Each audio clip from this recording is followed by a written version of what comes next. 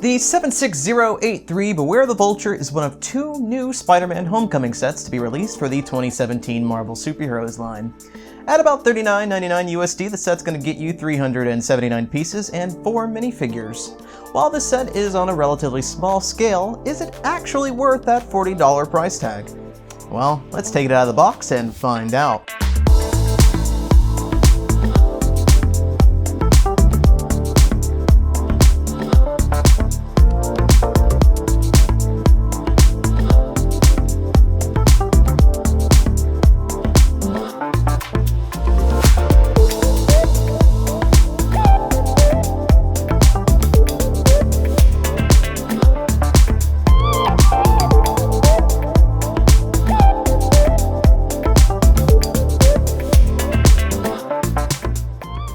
And there you have it! The set is a very quick build that shouldn't take very many experienced builders a long time to complete.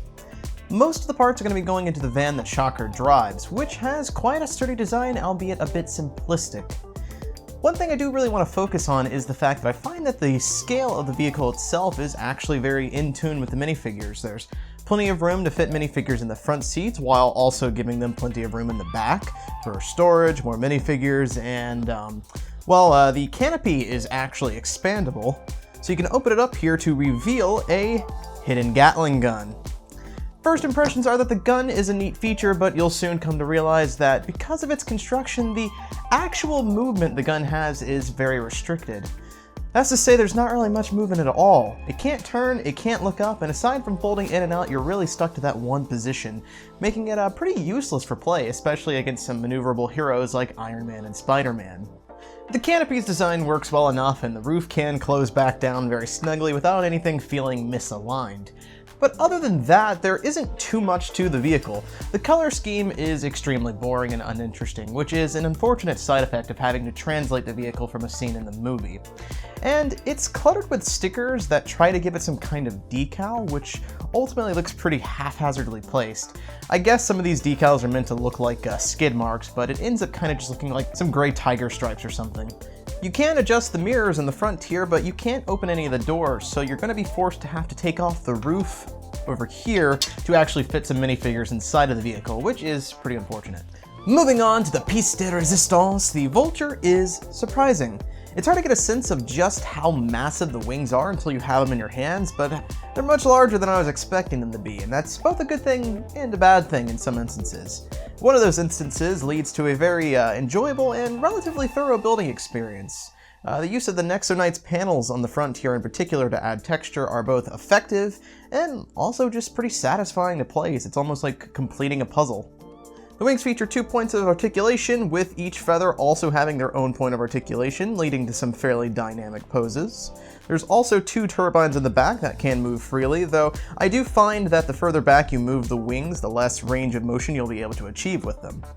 The wings have 2 stud shooters in the front as well, and oddly enough, they move with the wings, which can look a little dopey at times. The size of the wings do add a fairly intimidating silhouette, though I do find that they might be just a bit too big at times. For instance, Vulture can't actually stand on his own when the wings are attached, so you're going to be forced to have to deal with some fairly creative posing solutions to really get around that. The set comes with 4 minifigures, all of which are new and some even exclusive to this set. Spider-Man is our big one here. Now at first glance you might think that we've seen this figure before, but it actually isn't the same figure featured in the Tanker Truck Takedown. There are some very small changes to the web pattern, belt, as well as a new spider symbol to reflect a more movie-accurate appearance. There obviously aren't any alternate faces, but it does feature back printing and some printing on the sides of the arms, as well as dual molded legs, surprisingly enough. This is the only figure that isn't exclusive and can be found in other sets, which is actually a good thing because as a Spider-Man fan, the figure was already pretty good before, but this is a really well done and must-own figure to me, so it's good that LEGO actually gave us options there. The Spidey figure also comes with quite a lot of web accessories. Most we've seen before, but some new ones are this flick-fire missile-ish web attachment that can be shot out of Spidey's hands. Pretty cool stuff. Iron Man is also sporting a new design to reflect his Ultimate Comics-inspired suit from the movie. How'd you find me? Did you put a tracker in my suit or something? I put everything in your suit, including this heater. The There is a ton of detailing on this guy's torso with a huge focus on solid line work to really sell those panels and a lot of color layering. I really like this figure. The design work here is just top notch and the metallic inks used definitely add to the flair, though this is at the cost of any side printing, which this figure lacks. He comes with some stud attachments to simulate his thrusters, and as with previous Iron Man figures, he includes a helmet that can fit over his head. Now I don't know if this is a spoiler, so apologies in advance and consider this a formal warning, but there's no Tony Stark under there, which really caught me off guard at first. Not sure what plot significance this has, if any, but I was kind of disappointed to not get any Tony head printing to accompany this figure. The Vulture minifigure is quite nice, though a step back in terms of complexity in his design. He features a lot of nice detailing on his torso as well as metallic gold bits to really sell that aviator jacket, but outside of that there's not much else in terms of printing, as most of his back printing's covered by the wings.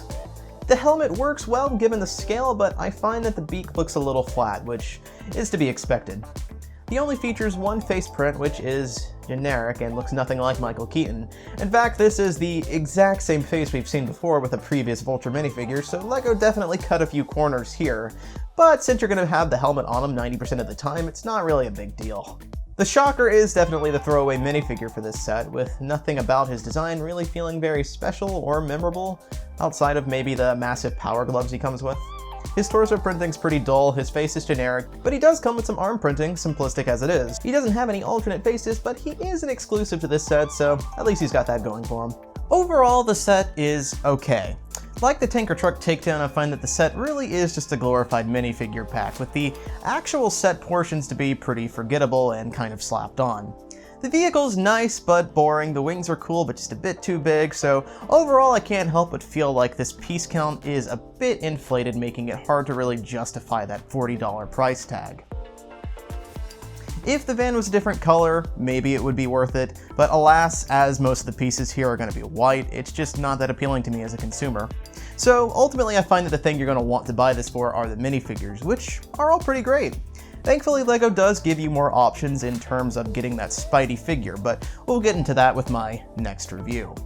Guys, thanks so much for watching this video, and if you want to see more, be sure to click the like button and subscribe, and be sure to leave feedback, because your feedback is paramount to us making these videos, which we'd like to make more of a regular thing in our channel.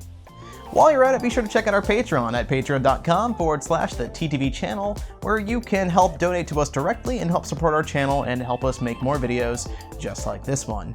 But that's all for now. I hope you enjoyed this video. Thanks for watching. I'm Var, and I will see you next time. Bye-bye!